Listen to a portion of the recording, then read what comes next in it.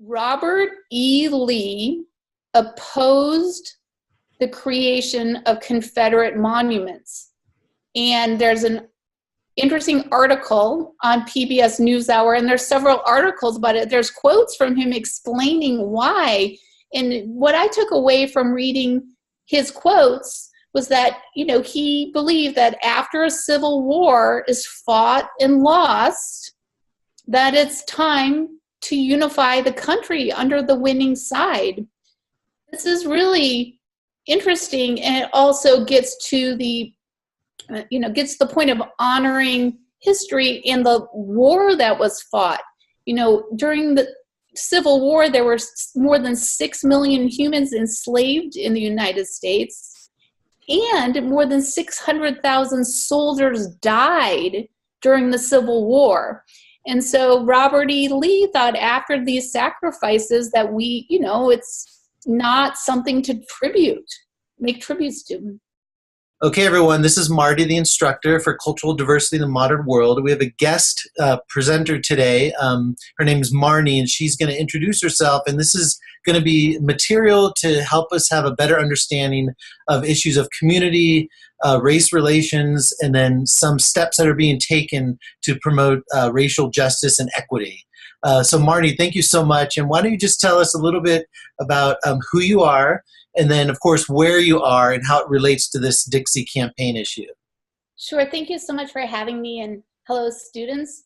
My name is Marnie Glickman. I live in San Rafael, California. It's about 18 miles north of the Golden Gate Bridge. I am a mom of 3 children, and I was elected to the public school board in my community. And our community's name is Dixie School District. And Dixie was named after the Confederacy during the Civil War, more than 150 years ago. And so I'm here today because my number one work right now is to change the name of our school district to reflect our community's values and our school district's mission statement. Excellent. Thanks for the introduction. So the parallel with the Dixie school district name change and then Stapleton is this historical connection, which you suggested, to a shady past that deals with racism. And it's an issue that also brings up a lot of tension in communities. I know in Terra Linda, Marinwood, Lucas Valley, the district in general, predominantly white. So maybe just to get us going, where are we at today with the current campaign? And maybe tell us 1 or 2 of the key points that have happened recently. Sure. Well, I'm going to take a step back because it's important. The campaign to change the name of Dixie School District began 30 years ago in 1989. And so every so often, some people raise their voices and concerns and have tried to make a change. Now we're in 2018, and I decided as a trustee on the school board that it was the year to make this actually happen. And so where we are now is we need 3 votes on our school board to change the name. And so far we have 1 vote, me. And so I've gotten together with some of my neighbors, parents in the school district, to figure out how can we persuade 2 more school board members to support this name change. So one of the things that we've done is we have decided to use the internet for our purposes. It's one of the differences between now and when this campaign started. So we started an online petition, very simple petition.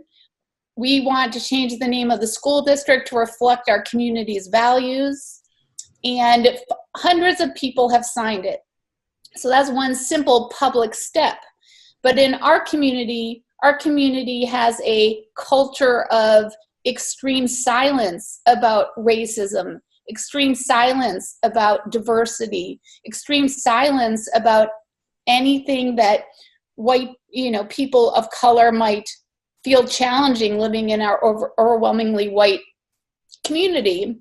And so I decided that we need more help and more attention, and I decided to break the silence by going on local TV and saying the simple sentence, Dixie is a synonym of the Confederacy. And so that sparked extreme outrage. Two parts of that. One is that I actually said it out loud and exercised my First Amendment freedom of speech. And the second fact that got people riled up is they didn't know the history. And so we had a recent board meeting after I went on TV, and we organized supporters of name change to attend. They did, and I would say now we are at a point of dealing with a lot of very difficult feelings of community members. I can tell you more, but I'll let you ask the questions. Okay, that's great. The students do have the web link to the most recent meeting. In fact, this morning I watched part of it again. And when you talk about these feelings that come up, what would be some of the arguments that you've heard over and over? And then how would you respond to someone maybe in a way to just get them to think critically? Obviously, it's so hard to change people's positions, but what have you found when you speak about this and look at the 2 or 3 main arguments? Like, how do you respond to them? The arguments, the pro-Dixie arguments, are really based on feelings and not facts. And so I listen to feelings of anger, feelings of fear, feelings of denial, and I take the opportunity to say, what is behind your feelings? I'll be more specific. What are you afraid will happen if we choose a name that's not a synonym of the Confederacy? And listen.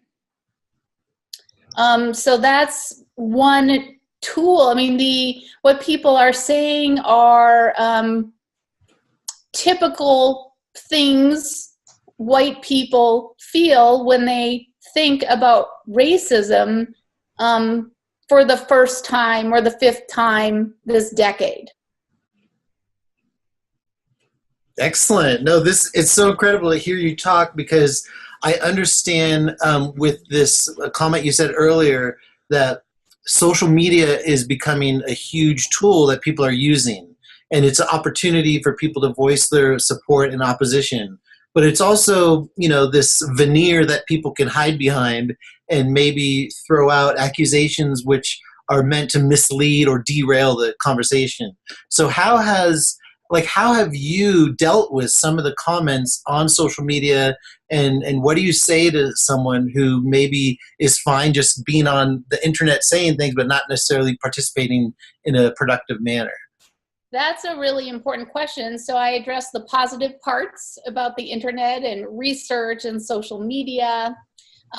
We are facing a cruel, vicious attack on people who are supporting the name change.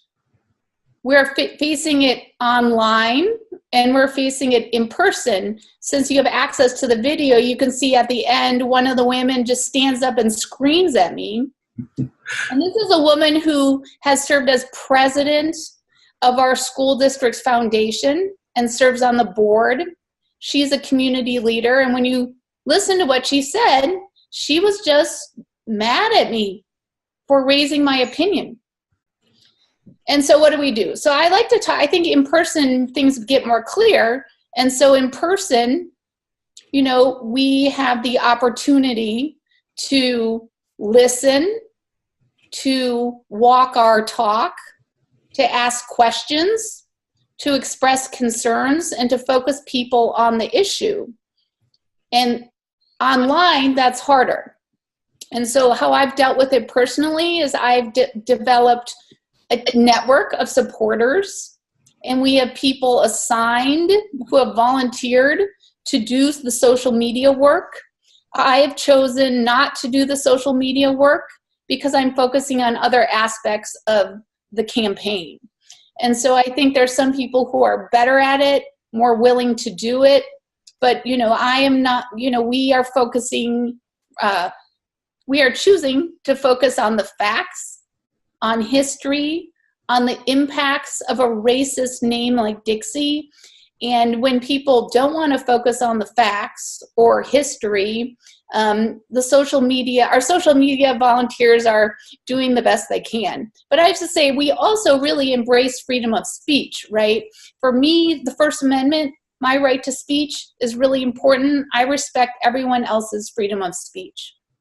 Excellent. Maybe as we go deeper into this, it might be good to get a little bit more about yourself and maybe a moment when you decided this issue was for you and you being comfortable and crossing that line and being outspoken. So what was that moment that because many people, it's so easy just to like sit back and let other people do the work. So at what moment did you decide that you really felt comfortable moving into the actual issue? Thanks for that question. Well, I was elected to the school board in November 2015. And I had always participated in activism, and it was part of my work.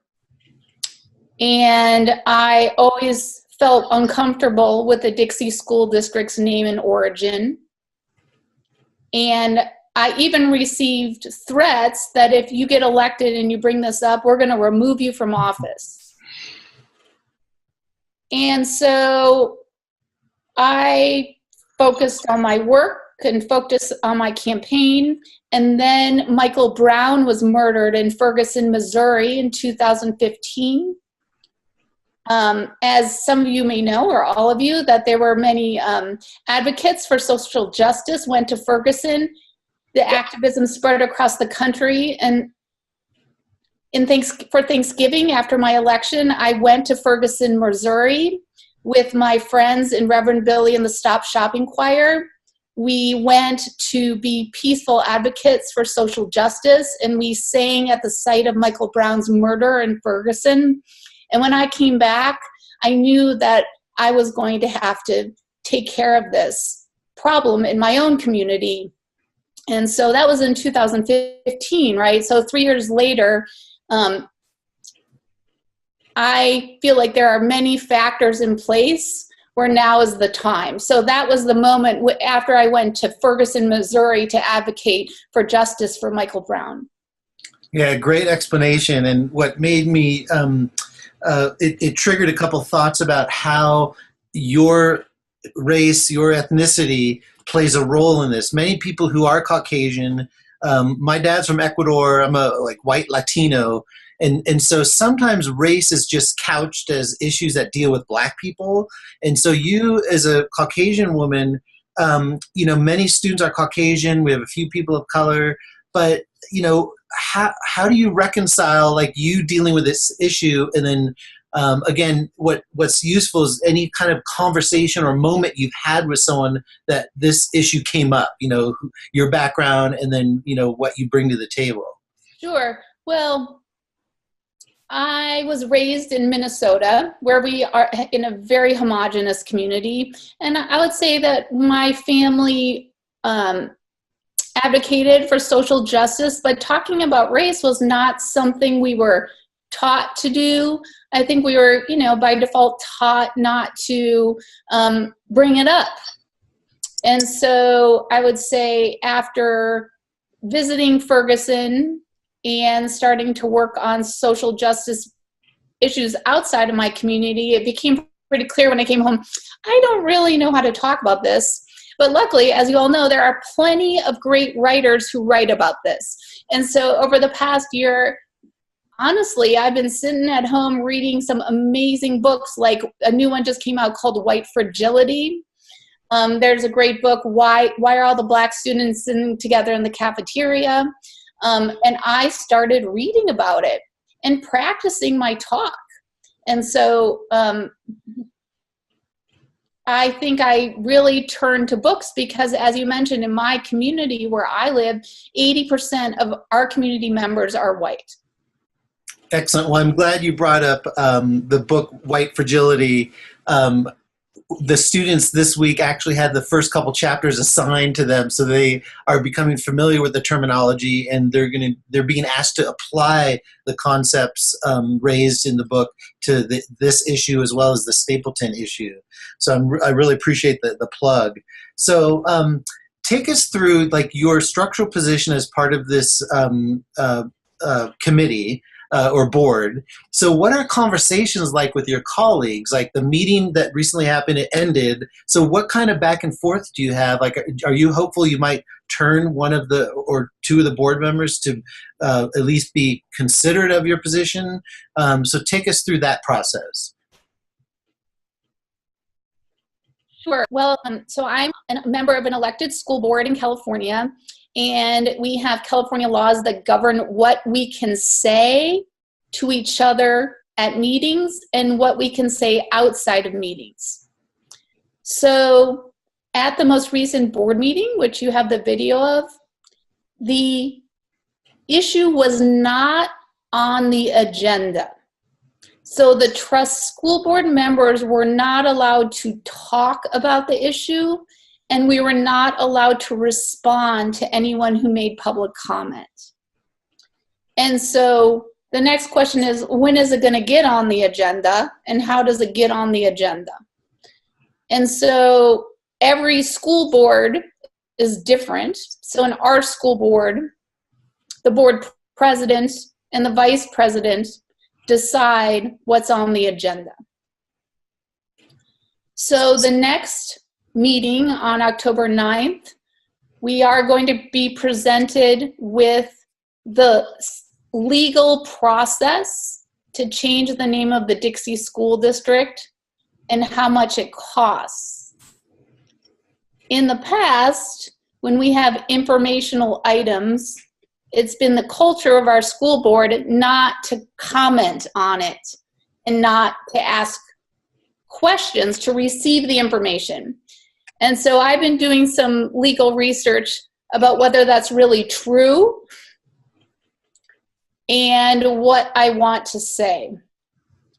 That's one piece. It gets kind of boring and process oriented. I would say another piece of it, and you can ask me follow-up questions, there is a California state law that seems to say that a school district board cannot vote to change the name in the future, that we can't vote on our own unless we receive an official form from voters in the district.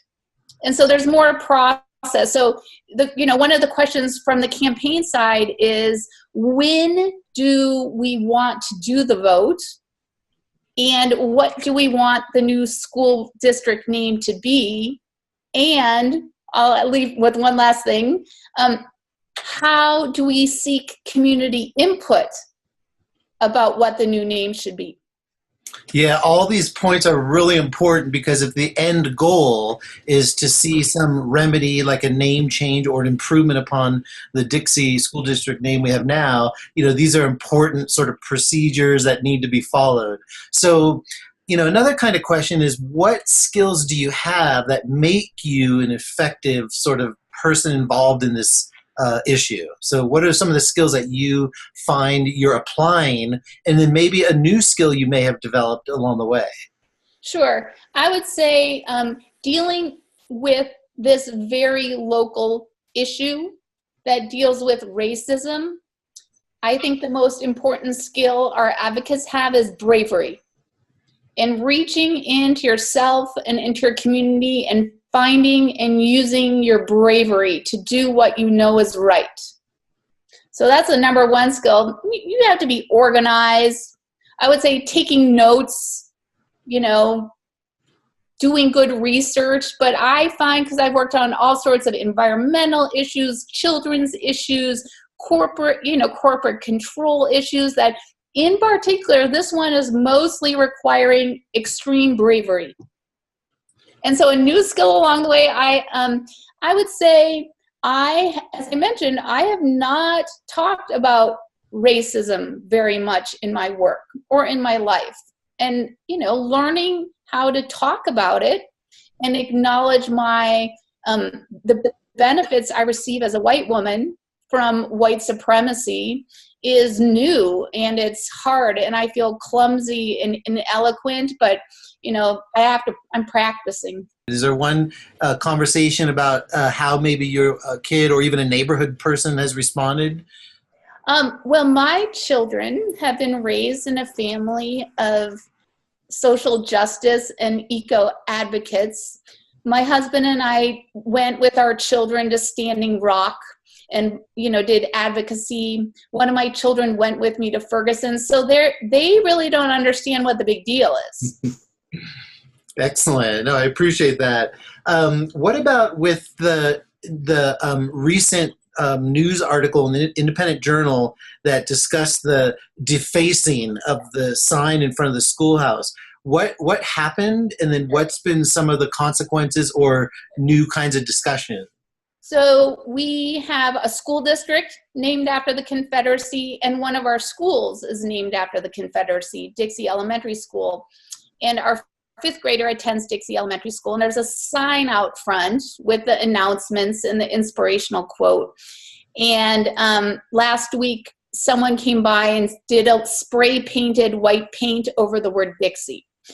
And so immediately on social media, people blamed me and core supporters of the name change for vandalism, for promoting vandalism, for encouraging vandalism.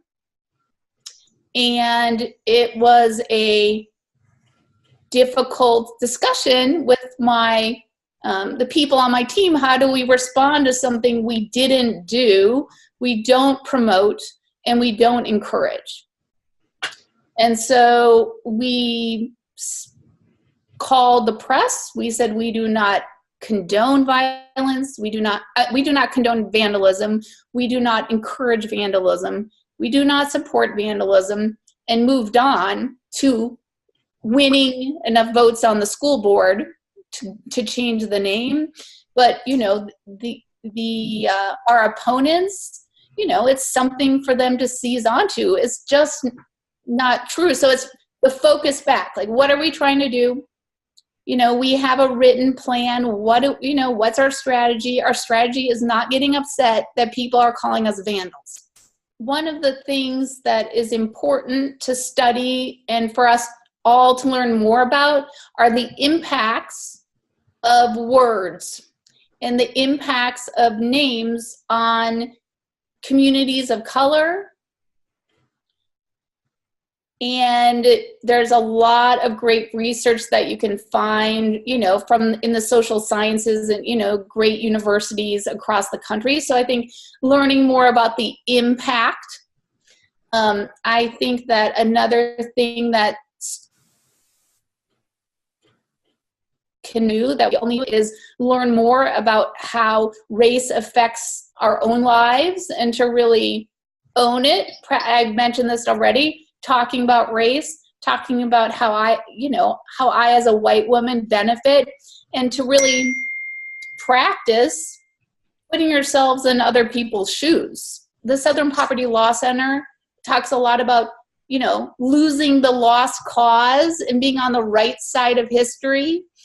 That's really important. Making amends for mistakes, really important for modeling to our children and to each other. There's some students that even the idea of speaking in front of a board or going in front of a community group to get their position across is traumatic and nerve-wracking. So what suggestion would you have for someone who wants to give a testimonial to express their position? What would be, preparatory tips that you would suggest for someone? I like that specific question. Thank you. So the most important thing we can do, every single one of us, is to speak with our own voice, our own truth, and our own opinion. You are the best person to do it for you. So write it down, practice in front of someone who cares about you, and just do it. We make mistakes all the time. Don't have to be eloquent. You just have to speak your truth. And that is how we're going to make changes in our society. And don't judge yourself. Just speak the truth and speak your truth and practice. So you've been doing this in this campaign yourself, and when you stick your neck out, is there any fear that you could potentially be voted out of your position because of your engagement in the Dixie issue?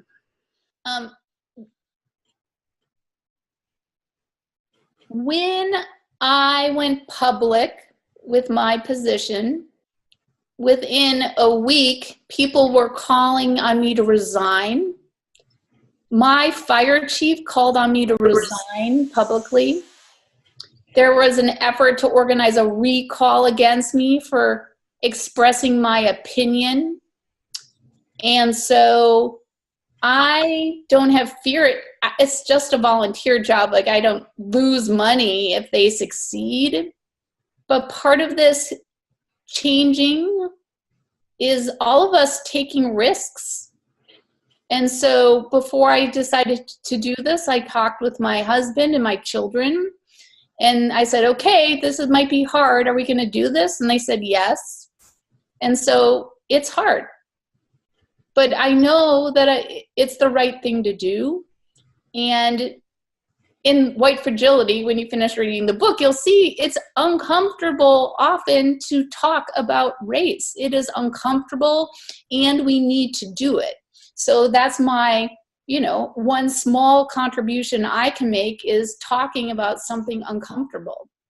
Yeah, when you were talking, it made me think in grad school at UC Irvine, I was a full-time labor organizer of graduate students.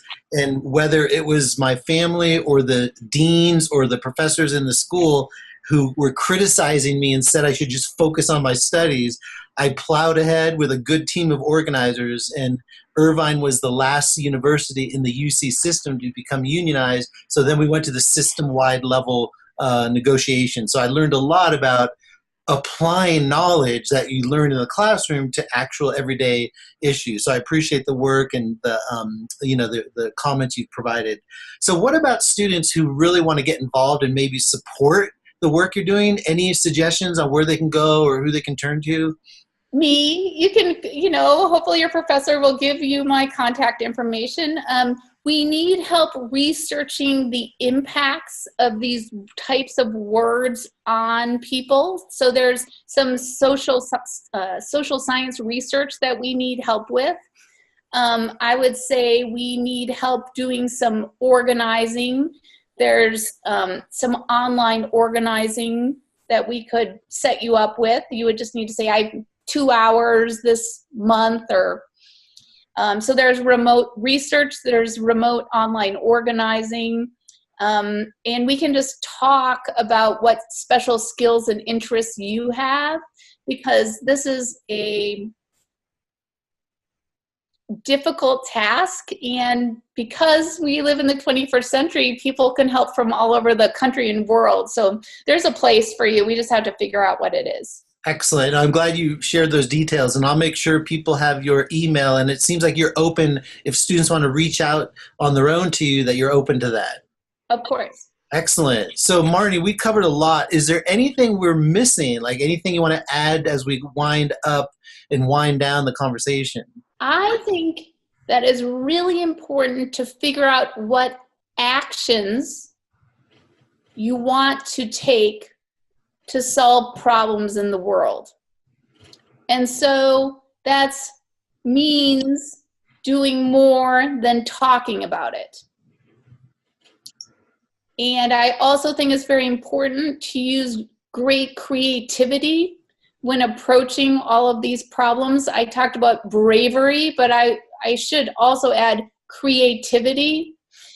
In this part of the campaign I'm working on now, we are doing some very process-oriented things like lobbying school board members and studying laws. But I think creativity is really important, and having solidarity and doing this with other people, because as we approach solving the world's problems, doing things together and supporting each other and nurturing your community is also really important. I really think the big question is, how do we deal with fake ideas in people who don't read history, or people who don't understand history, or people who reject history. I mean, that's, if your students want to help us figure out how do we approach people who deny history, reject history, don't care about history. That's one of the missing pieces right now. I was talking to my son's viola teacher yesterday, who's a Dixie school district graduate. She still lives in her family house. She's 40-something. And she looked at me, she said, "Is it really true our school district was named after the Confederacy?" I said, "Yeah." And then she said, "I can't believe it, even though you're telling me." I'm like, "It is." And then you could just see her get nauseous about the impact for her whole life. I have one other example of someone not in the district. I have a activist ally who lives nearby. Told him 4 times what I was working on. And he just kind of looked at me glazed-eyed. And he called me 3 days ago. He said, "Oh my God, I finally figured out what you're doing. And you had to tell me 4 times to my face." And I think that's really interesting. I don't know if it's particular to dealing with these naming issues and race issues, that people who know me, they're smart, they read books, they get news from, good sources. They couldn't wrap their minds around the fact that this is happening in their own community for the past 150 years. I think researching the impacts would be really helpful. I'm sure there are great, we just don't have time to go do all the research. Doing research on comparable situations, I have, maybe 10 or 12 examples of schools dropping the use of Dixie as their school song. I know there are more, but we need help doing research. We have someone who's found all sorts of music scores of basically racist songs, invoking Dixie pride. On our website, you can read 2 poems by Langston Hughes referring to Dixieland as, not just a synonym of the Confederacy, but a place of murder and horror and slavery and oppression. And so that all these examples help us bring this to help us reach the hearts and minds of people who are uninformed and so far uninterested.